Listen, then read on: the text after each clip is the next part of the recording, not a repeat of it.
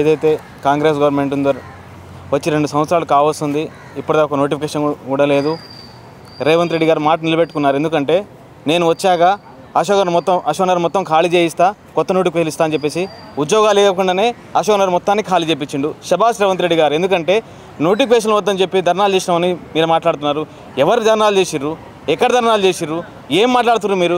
ప్రతి చోట మీరు 60,000 ఉద్యోగాలు ఇచ్చారంటున్నారే, ఎక్కడిచ్చారు? ఎవరికి ఇచ్చారు? అంటే మీరు నోటిఫికేషన్ ఇస్తే పేపర్లో కానీ లేకపోతే మన జీవోల ద్వారా కానీ వస్తాయి కదా, అవి ఏం లేకుండా ఇలా మా మీద మీరు రుద్దే ప్రయత్నం చేస్తున్నారు. నోటిఫికేషన్ వద్దని చెప్పలేదు ఎక్కడ కూడా. మేము ఏమన్నామంటే ఒక ఎగ్జామ్కి మరో ఎగ్జామ్కి 3 నెలలు టైం ఇవ్వడం చెప్తే ఇలా నోటిఫికేషన్ వద్దని చెప్పి ధర్నాలు చేస్తున్నానని చెప్పేసి ఇలా మాట్లాడుతున్నారు రేవంత్ రెడ్డి గారు. బాగానే ఉంది. మరి ఇలా మీరు ఎమ్మెల్యే ఓడిపోయిన తర్వాత ఎంపీగా పోటీ చేయలేదా? ఎమ్మెల్యే ఓడిపోయిన తర్వాత మీరు ఎంపీగా పోటీ చేయలేదా? ఒక విద్యార్థి ఒక ఉద్యోగంతో ఇంకో ఉద్యోగం రాసుకోకూడదా? ఒక నోటిఫికేషన్ ఇంకో నోటిఫికేషన్ రాసుకోకూడదా?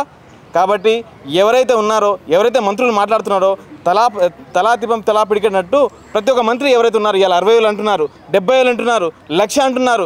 ఎవరిచ్చారయ్యా? ఎవరు ఉద్యోగాలు ఇచ్చారయ్యా? మీ వేదికల మీద కాకుండా, మీ రోడ్ల మీద కాకుండా, మీ ప్రసంగాల మీద కాకుండా ఇలా అశోక్ నగర్కి వచ్చి మాట్లాడండి. ఇలా అశోక్ నగర్ మొత్తం ఖాళీ అయిపోయింది. ఇలా ఏం అడుగుతున్నాం? మీ నోటిఫికేషన్లు, మీ ఉద్యోగాలు, మీ మంత్రి పదవులు మీకు అన్నీ వస్తున్నాయి, కానీ మాకు రావాల్సిన నోటిఫికేషన్ మాత్రం రావడం లేదు. ఎందుకు? అంత శ్రద్ధ లేదా మీకు? ఇలా కాంగ్రెస్ పార్టీని గెలిపించింది ఎవరు? నిరుద్యోగులు మాత్రమే. కనీసం 2014 నుంచి 23 వరకు కనీసం ప్రతిపక్ష హోదాని కాంగ్రెస్ పార్టీని ఇలా నిరుద్యోగులు గెలిపించారు. కనీసం మా మీద ఒక గంట అంటే కుమారి ఆంటీ మీద ఉన్న శ్రద్ధ కూడా ఇలా నిరుద్యోగుల మీద కూడా లేదు మీకు. కుమారి ఆంటీ ఏదైతే షాప్ గురించి మాట్లాడతారు కానీ ఇలా నిరుద్యోగుల గురించి ఒక గంట సేపు మాట్లాడిన దాఖలాలు రేవంత్ రెడ్డి లేరు. ఎక్కడ పోయినా కూడా రేవంత్ రెడ్డి పచ్చి అబద్ధాలు. ఇలా సీఎం రేవంత్ రెడ్డి అబద్ధాలు ఆడుతుంటే మా బాధలు కాదు ఎవరు చెప్పుకోవాలి చెప్పండి? ఇలా ఎక్కడిచ్చారు మీరు నోటిఫికేషన్? 11,000 ఉద్యోగాలు తప్ప ఇంకేమైనా నోటిఫికేషన్ ఇస్తే మేము అశోక్ నగర్లో ఎవరు ఉన్నాం? మా పనులు మేము చదువుకుంటాం కదా. మీరు వీళ్ళందరూ బయట రావడం గల కారణాలు ఏంది? నోటిఫికేషన్ లేదు. ఇలా అశోక్ నగర్ మొత్తం ఖాళీ అయిపోయింది. ఎందుకు మీరు నోటిఫికేషన్ ఇచ్చి ఉంటే మేము ఎందుకు బయటికి రావాల్సిన పరిస్థితి వచ్చింది?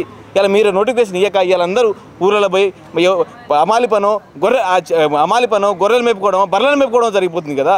ఎందుకు మీరు అట్లా? ఇవాళ మీరు ఒక మాట మాట్లాడుతున్నారు. 40,000 కోట్లు కేటాయించిన విద్యాశాఖ ఏడ కేటాయించారు? ఎవరికి ఇచ్చిర్రు?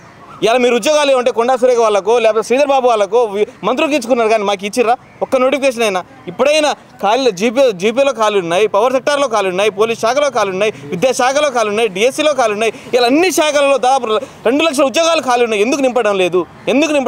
ఇలా చట్టబద్ధమైన జాబ్ క్యాలెండర్ ఎక్కడికి పోయింది? ఇలా జాబ్ క్యాలెండర్ గోడకేసిన క్యాలెండర్లో కింద పడేసారు. ఆ జాబ్ క్యాలెండర్ పోయింది. మీరు నిజంగా చట్టబద్ధంగా జాబ్ క్యాలెండర్ ఇచ్చి ఉంటే మీ అందరం బయటకు వచ్చి కొట్లాడే అవసరం రాదు. మిమ్మల్ని ఏదో మేము మీతో కొట్లాడుతున్నాం, మీతో ఫైట్ చేయాల్సిన అవసరం లేదు కదా. మీరు నిజంగా జాబ్ క్యాలెండర్ వచ్చి ఏ టైంకి ఆ టైం ఎగ్జామ్ ఉంటే మేము చదువుకుంటాం కదా. కాబట్టి ఇప్పటికైనా మీరు ఆ మొండి వైఖరి వదలండి.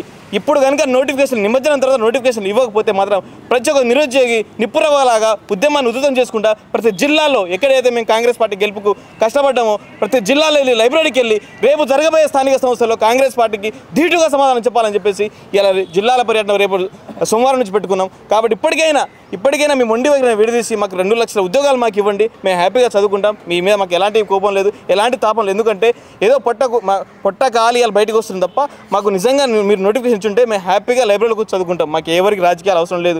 తాజా రాజకీయ సమీకరణాలు చూస్తుంటే ఏ ఒక్క నోటిఫికేషన్ కూడా రాని పరిస్థితి. ఇలా ఒక మంత్రులు మాట్లాడుతున్నారు, ఎంత నీచంగా మాట్లాడుతారంటే కనీసం వాళ్ళకి అవగాహన లేదు. వాళ్ళకి మంత్రులు ఎట్లా ఇచ్చారో నాకు అర్థం కావట్లేదు. ఎందుకంటే ఇలా ఒక మంత్రి ఒక దగ్గర పోతుంటే ఇంకా నిరుద్యోగులు ఉన్నారా ఇంకా అట్లా మాట్లాడడం చాలా బాధాకరమైన విషయం. ఎందుకంటే ఇవాళ దాదాపుగా 1 కోటి పైన జనాభా యువత ఉన్నది. 33 లక్షల మంది నిరుద్యోగులు రోడ్ల మీద తిరుగుతున్నారు. ఒక్క నోటిఫికేషన్ ఇచ్చి ఉంటే ఇలా లైబ్రరీలో పోయి చదువుకుంటారు కదా. మీ మీద ఎందుకు ఇలా దాడి జరుగుతున్నాం? ఇలా ఇది జరగడానికి గల కారణాలు ఏంది? ఒక్కసారి పునఃసమీక్ష చేసుకోండి. మాకేదో రాజకీయాలు వస్తాయనో మాకేదో మంత్రి పదవులు ఇస్తారని చెప్పేసి మేము బయటకు రావాల్సిన అవసరం లేదు. గత ప్రభుత్వం ఇచ్చిన నోటిఫికేషన్ మా నోటిఫికేషన్ అంటున్నారు. మందికి పుట్టిన పిల్లలు మా పిల్లలు అనుకుంటున్నారు. ఇది మీకు చేదు, అసలు మీకు చాలా సిగ్గుచేటు. కాబట్టి దయచేసి ఇప్పటికైనా ఆ మొండి వైఖరిని వదిలి మాకు 2 లక్షల ఉద్యోగాలు ఇవ్వండి. ఆ శాఖలో ఖాళీ భర్తీలు ఉన్నాయి, ఆ భర్తీ చేయండి అని చెప్పేసి సవినయంగా కోరుకుంటున్నాము.